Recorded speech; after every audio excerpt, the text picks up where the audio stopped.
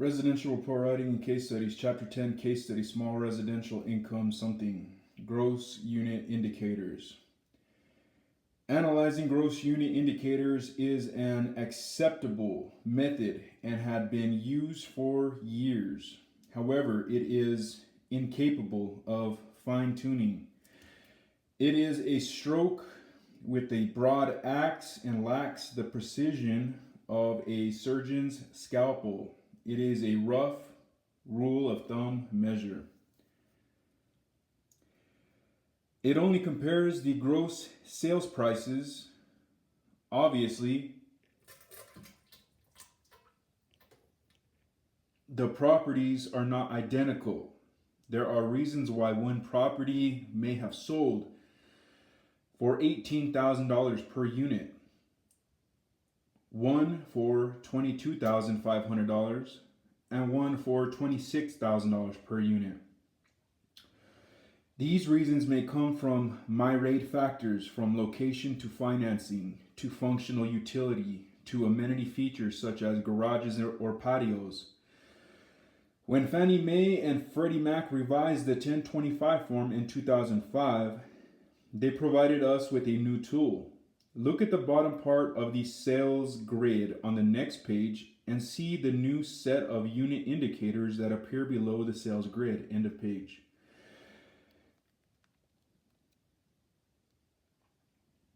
Adjusted unit indicators. As before, the parts that are different from the URAR are outlined.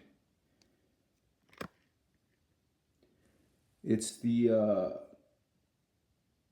sales comparison approach section. There's a red box.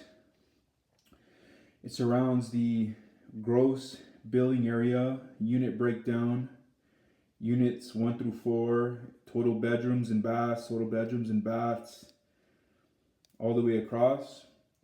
And then you go down a bit further past the functional utility, the heating, cooling, and all that, and you come to another red box that says adjusted sales price of comparables. Talks about the net adjustments and the gross adjustments, and it shows adjusted price per unit, adjusted price per room, adjusted price per bedroom. It shows net adjustments, gross adjustments. Underneath that, it talks about value per unit. It shows a dollar sign, and it says multiplied by something. Units equal dollar sign, room equals dollar sign.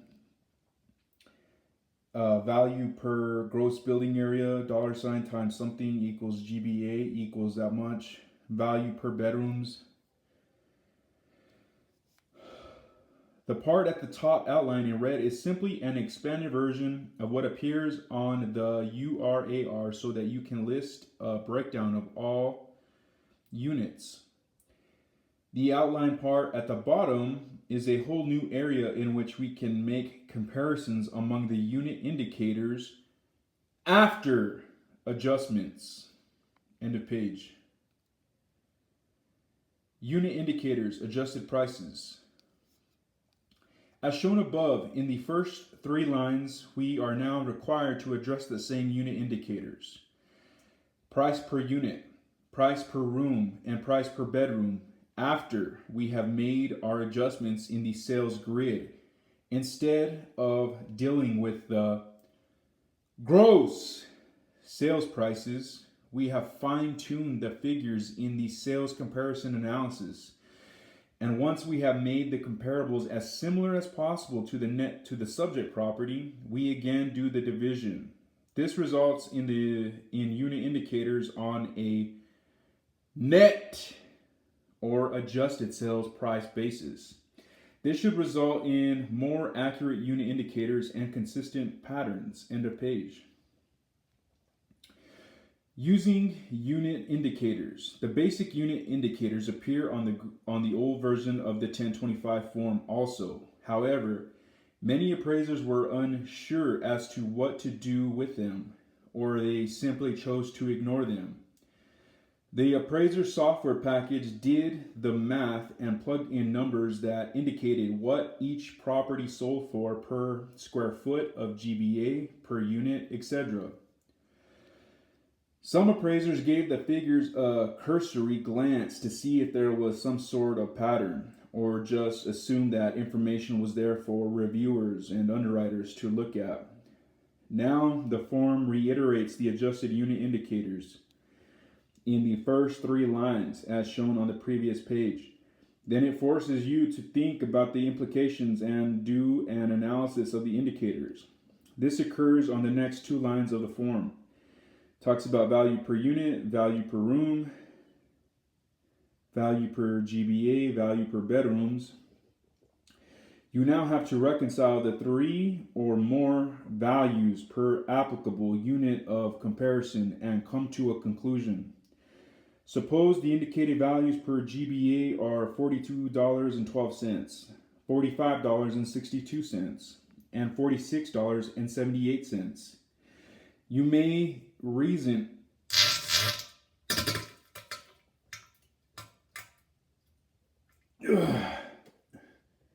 that sale 1 is your best comparable sale and conclude that the best indication of value is $43 per square foot of GBA. Then you would multiply the square footage of the subject by $43. If the subject is $2,378 a square foot, no, if the subject has 2,378 square feet, the answer would be $43 times 2,378, or $102,254. $102,254. End of page.